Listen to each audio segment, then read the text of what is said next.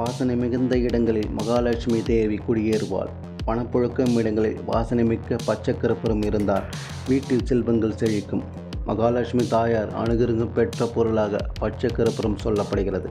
வீட்டில் பச்சைக்கற்பூரம் இருந்தால் வீட்டில் இருக்கக்கூடிய கண்டிஷ்டி, எதிர்மறை ஆற்றல், கெட்ட சக்தி அனைத்தும் வீட்டை விட்டு வெளியேறும். கெட்டதை ஏற்படுத்தும் துர்சக்திகள் வீட்டில் தங்காது.